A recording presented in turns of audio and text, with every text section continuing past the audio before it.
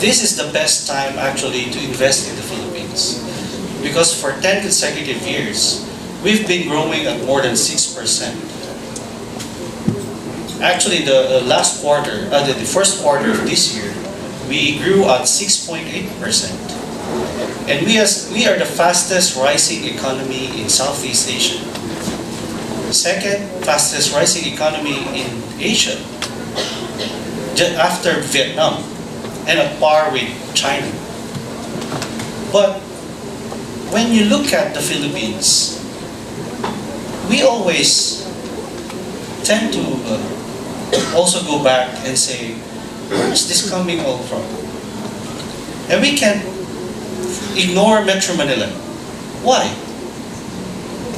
Because Metro Manila actually has already 1/4 of the Philippine population. And if you extend all the way to the south of Manila, you have Region 4. That could be as higher. And you extend all the way to the north, you basically have 50% of the population. And Metro Manila is actually contributing 36% to our GDP. So everything is happening in the capital of the Philippines. But we've all know that there are problems happening in the capital, like congestion. Congestion negates the impact of the growth that is happening here in the Philippines by 10%. And also, there's a talk about the big one, which it's not a question of if, but a question of when. Yeah, you agree with me, sir? It's a question of when. And the government is already preparing for it. And if this happens, you know, it's very catastrophic. And because the Philippines is growing at such a fast pace, we are ready to attract more investments. There are more investments coming in. I see a lot of different people from everywhere here, and they're investing here in the Philippines. BCDA is part of the investment promotions agencies. There are, I think, about 19 agencies from the different government agencies which go to different parts of the world to attract investors. And we have never seen such a huge amount of interest to invest in the Philippines. So what do we need to do in order to sustain our growth, to protect the country? So I think that we must have all these preparatory works, all these things to happen in order to elevate the Philippines to the next level. There must be a business continuity of the nation. We should find a way on how to decongest Metro Manila and create catalyst for growth. Growth centers. And we are here in this place. We have one of the biggest catalysts for growth here in the Philippines. And so, we are so lucky that the Americans have left us with a huge amount of land. We have Clark and Subic. If you combine these properties, they are more than double of what Metro Manila is. Clark used to be bigger than Metro Manila in terms of size. The Clark Air Base is about 64,000 hectares back then. Metro Manila is what, 62,000, 61,000 hectares. Subic is almost the same size of Clark, the Subic Seaport. Now the master plan of the former U.S. military bases is that it must be a logistics hub. Back in 1989, before even the Americans left, there's already a master plan. So now we're just continuing. It took some time, but it's really hard to develop such a large area when most of the resources of the government is concentrated in the capital. So what are we doing? The BCDA, for one, as a catalyst for growth, is connecting Manila to Clark. In partnership with the Department of Transportation, we are going to construct, together with the D2R, the Manila-Clark high-speed rail. And we intend to deliver this high-speed rail to reduce travel time from Manila to Clark to 1 hour by 2022.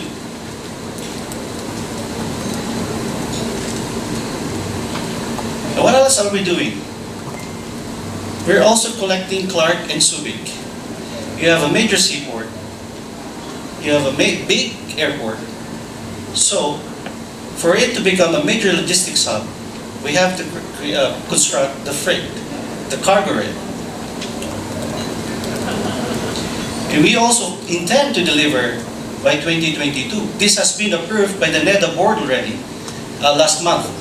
So we're just now preparing the tender documents for eventually the construction companies to start building this railway.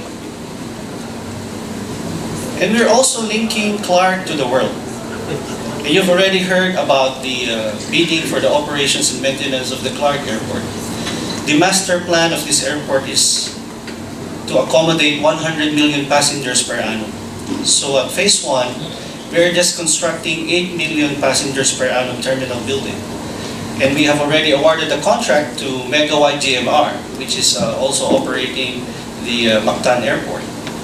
We have recently published the bidding for the O&M just 2 weeks ago. So the intention is to build this airport for this new terminal building operational by 2020. So what you're looking at is a world-class design that we can truly call an authentic Filipino architecture. You will never see this anywhere else in the world.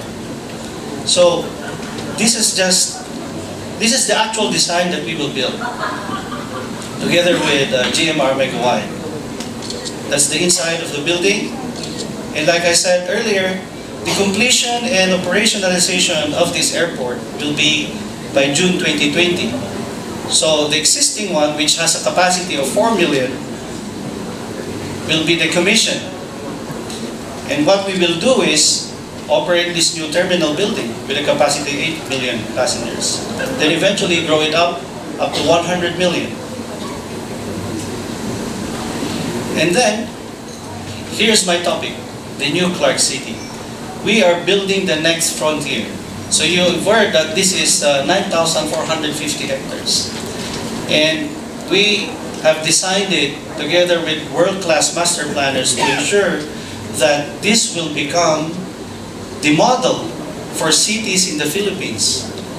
In fact, it's not just, our aim actually is the entire Southeast Asia to become a model for new metropolis, smart, green, and disaster resilient. So we are here at the airport area. You're looking at the 32,000 hectare Clark Freeport, Special Economic and Freeport Zone. And the developed area is 4,400 hectares. So the airport is 2,300. The industrial area is 2,100. That gives you 4,400. Up north of the main zone, the developed area, is the new Clark City. This is different from the Clark Global City because Clark Global City is 170 hectares inside the airport area. The new Clark City is 9,450 hectares. But it is a very strong indicator of the success of what we've done in the Clark main zone. Now you're seeing a lot of infrastructure happening and the desire of a major real estate company to build it up so that it could accommodate more offices and rental spaces.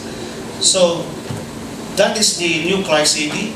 It's about 12 kilometers away from the main zone.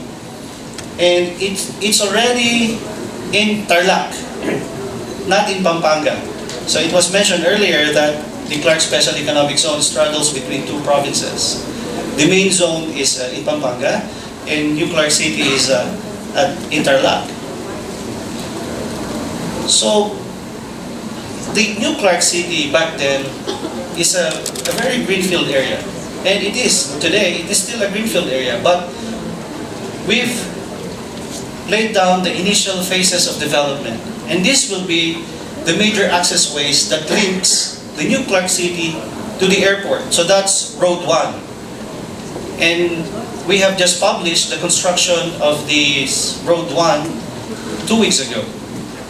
Road 2 that connects New Clark City to the MacArthur Highway, which is the national highway, and eventually to the Subic Tarlac Expressway was already awarded to a construction company. And the completion of this road is by September 2019, in time for the Southeast Asian Games. Because the Southeast Asian Games will be on November 30 to December 9 of 2019.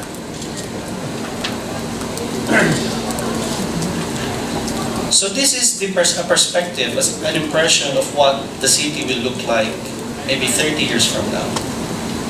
If you imagine Bonifacio Global City, it was developed way back in 1995. That's about 25 years from today.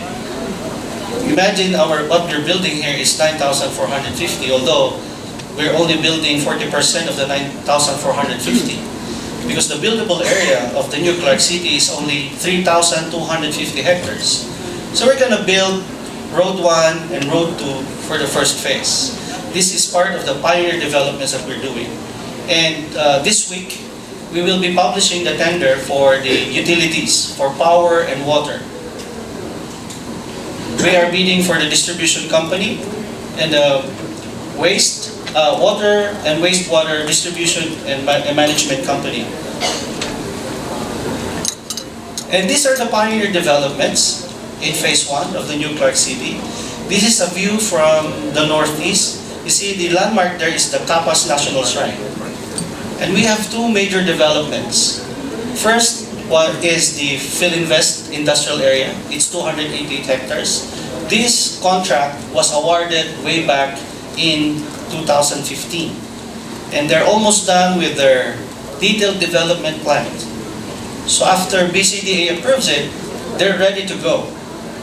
And also, to address the problems in Metro Manila, part of decongesting the capital is also trying to influence or move the governments, which we can readily influence, here in Clark. I know it's not the answer, but it's just a simple solution that we can do right now is to move some government offices from the executive branch. So the area is 200 hectares.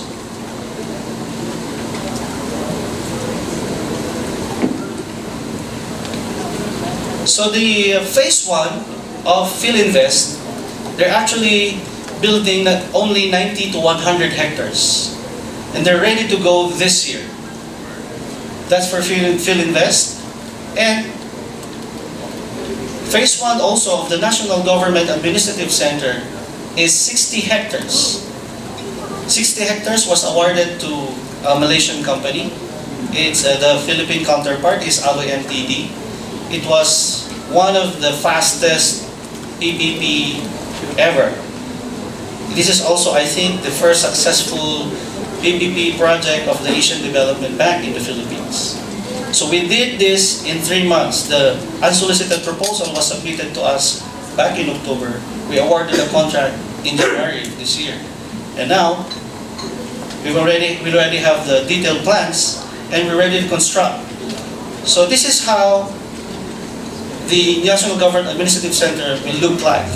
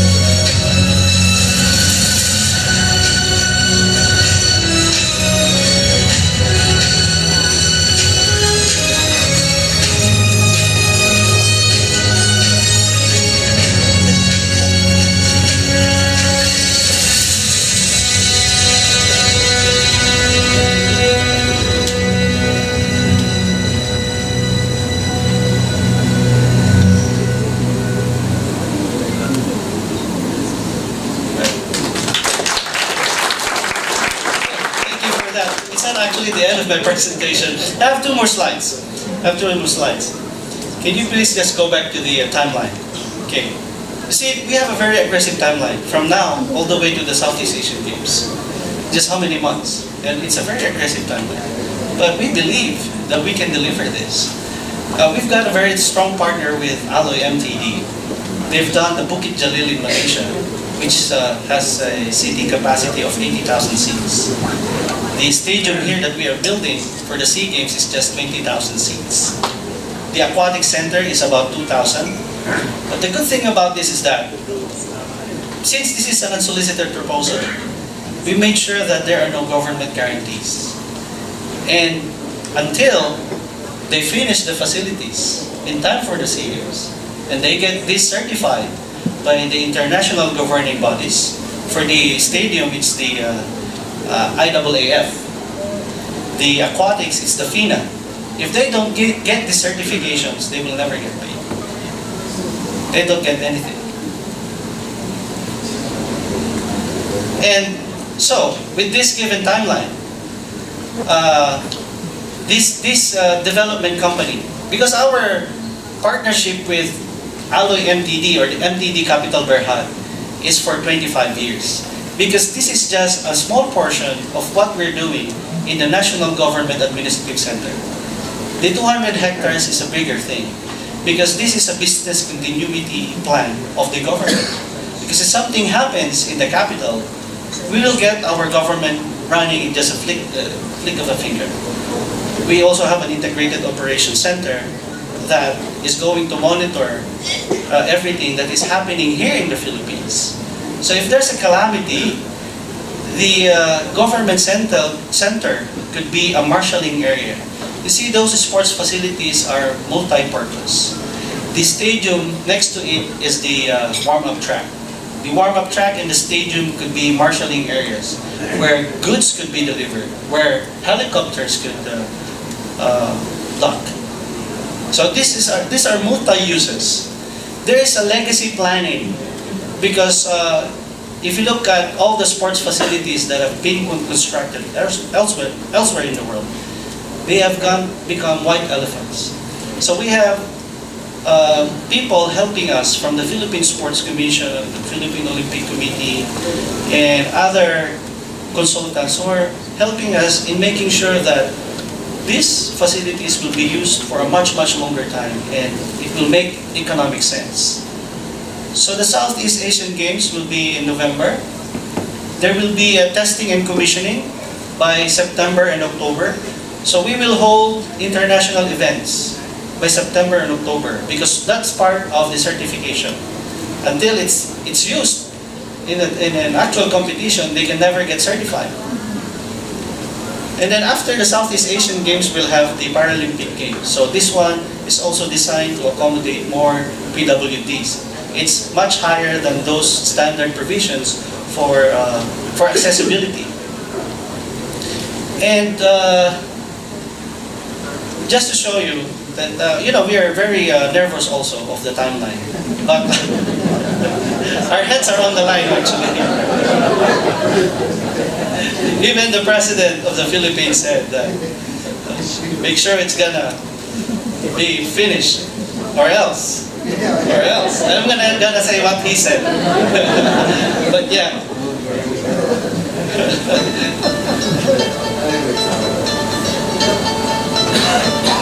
So what you're seeing here is a drone shot, a drone video about 2 weeks ago. So from back in January, when we signed the contract, they already done a great job. For their progress, they should have been at 10% at this point, at this time. But now they're at about 17% accomplishment. So we have a very good partner with Alloy MTD. So the nervousness there is somehow dissipating, because every week we go there to the site to make sure that they're working. Every Sunday actually. It's just last Sunday that I didn't go because it's a Mother's Day. So we are working what we call 25 hours a day, 8 days a week. So to end, as a catalyst for growth, again, we're giving you infrastructure projects to ensure that the private sector is going to thrive. And this is just one of these projects that we are doing to support the national government and everyone, the business community. And that is the mandate of the BCDA. And if you need anything from BCDA, if you have brilliant ideas, creative businesses that you have with you, just approach us, because we will help you and we will deliver it for you. We have the track record. Thank you.